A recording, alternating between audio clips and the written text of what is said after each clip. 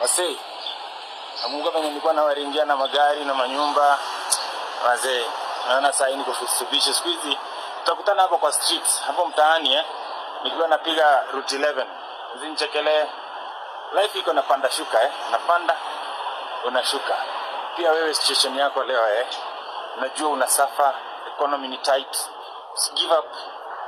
Utapanda. Na ukipanda usicheke sana na usiringe kama mimi. Juu utashuka. Unaelewa? God bless. Trust na God. God ni mso.